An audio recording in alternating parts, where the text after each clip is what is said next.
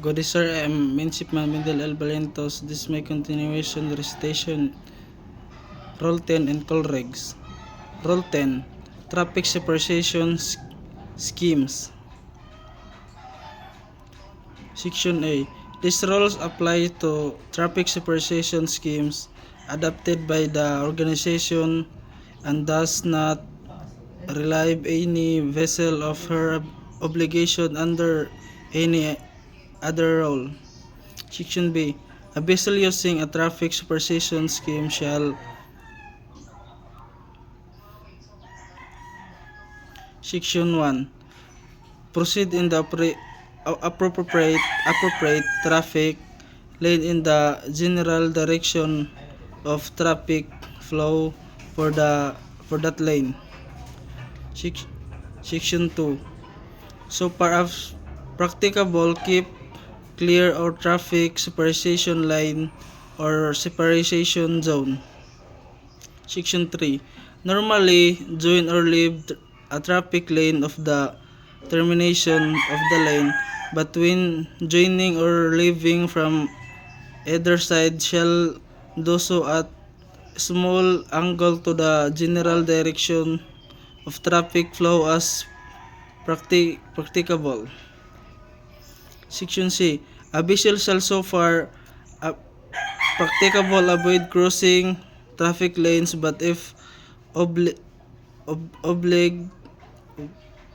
to do so shall cross on a heading nearly or practicable at right angles to the general direction of traffic flow. Section D.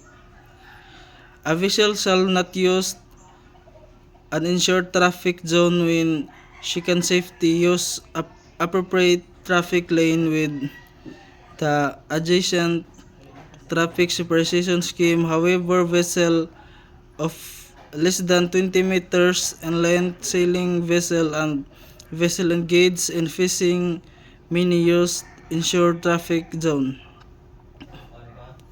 Section 2. Notwithstanding subparagraph, a vessel may use insured traffic zone with a route to or from a port, offshore installation or station, pilot station, or any other place situate within the insured traffic zone or to avoid immediate danger. Section E. A vessel other than the cross vessel or vessel joining or leaving lane shall not normally enter a separation zone or cross separation line except. Section 1. In case of emergency, to avoid immediate danger. Section 2. To engage a fishing with separation zone. Section F. A vessel navigating increase near the termination of traffic separation schemes shall do so particular question. Section G.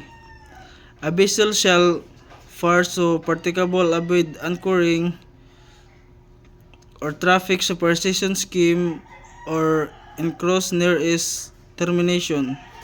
Section 8. A vessel not using traffic separation schemes shall avoid it by the wide margin practicable.